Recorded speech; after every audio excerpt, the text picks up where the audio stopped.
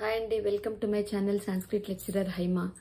మనం సంస్కృత్ బేసిక్స్ చెప్పుకోబోయే ముందు కొన్ని విద్యకు సంబంధించిన శ్లోకాలు మీనింగ్స్ తెలుసుకుందాం అనుకున్నాం కదా. ఇవాల్టి శ్లోకం ఏంటో చూద్దాం. నచోరహార్యం నచ రాజహార్యం న భ్రాతృభాజ్యం నచ భారకారి వ్యయే కృతే వర్ధత ఏవ నిత్యం విద్యాధనం సర్వధన ప్రధానం. విద్యాధనం సర్వధన ప్రధానం. విద్య అనే ధనము కనుక ఉంటే అది ఇంకా ఏ ధనం లేకపోయినా పర్వాలేదట, అది సర్వోత్కృష్టమైన ధనము అని, ది బెస్ట్ వెల్త్ అని అర్థం. ఎలాంటిది ఆ సంపద అంటే న చోరహార్యం, దొంగలు దాన్ని దొంగిలించలేరు. నచ రాజహార్యం, రాజులు దాన్ని కైవసం చేసుకోలేరు.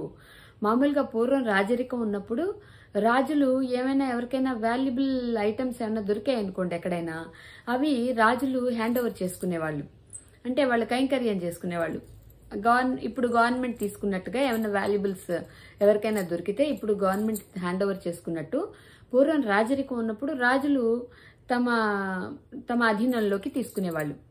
అంటే మన దగ్గర విద్యాధనం ఉంటే దొంగలు దొంగిలించలేరు, రాజులు కూడా దాన్ని కైవసం చేసుకోలేరు. అథారిటీగా వచ్చి మన దగ్గరున్న విద్యాధనాన్ని వాళ్ళు తీసుకోలేరు. నచోరహార్యం నచ రాజహార్యం న భ్రాతృభాజ్యం. అన్నదమ్ములు ఉన్నారనుకోండి, ఒక ప్రాపర్టీ ఉంటే అన్నదమ్ములు ఆ ప్రాపర్టీ కోసం పోటీ పడతారు. నాకు ఇదంటే నాకు అదంటే తగులాడుకుంటారు, నాకు ఇది కావాలని అది కావాలని పోటీ పడతారు ఆస్తి ఉంటే. ఒకవేళ ఆస్తి లేదనుకోండి గొడవే లేదు కనుక, కానీ ఆస్తి ఉంటే మాత్రం అన్నదమ్ముల ఆస్తి కోసం తగవ పడతారు, గొడవలు పడతారు. కానీ ఈ విద్యాధనం మన దగ్గర ఉంటే అన్నదమ్ములు కూడా పోటీకి రాలేరు, ఎందుకని తీసుకోలేరు కదా ఎవరు. నచోరహార్యం నచ రాజహార్యం న భ్రాతృభాజ్యం నచ భారకారి. మన దగ్గర విద్యాధనం ఉంటే మనకు భారంగా అనిపించదు. మామూలుగా మనం డబ్బులు మూటలు సూట్ కేసులు పెట్టి పట్టుకెళ్తున్నాం అనుకోండి, మొయ్యలేము దాన్ని. అంటే క్వాంటిటీ పెరిగే కొద్దీ మనకు భారంగా ఉంటుంది, మొయ్యలేని పరిస్థితి ఉంటుంది. కట్టలు పెరిగే కొద్దీ సూట్ కేసుల్లో పెట్టుకుని మోసుకెళ్తున్నాం అనుకోండి, మనకు భారంగా అనిపిస్తుంది ఖచ్చితంగా. కానీ విద్య అనే ధనం మాత్రం మన దగ్గర ఉంటే మనకు భారంగా అనిపించదు. ఓకేనా. నచ భారకారి. పైగా వ్యయే కృతే వర్ధత ఏవ నిత్యం. మనం మామూలుగా మన బ్యాంక్ బ్యాలెన్సో లేదంటే మన దగ్గర ఉన్న డబ్బులో ఖర్చు పెడుతున్నాం అనుకోండి, ఖర్చు పెట్టే కొద్దీ అది తరిగిపోతూ ఉంటుంది. కానీ విద్యాధనాన్ని ఖర్చు పెట్టే కొద్దీ పెరుగుతూ ఉంటుంది. ఎలా?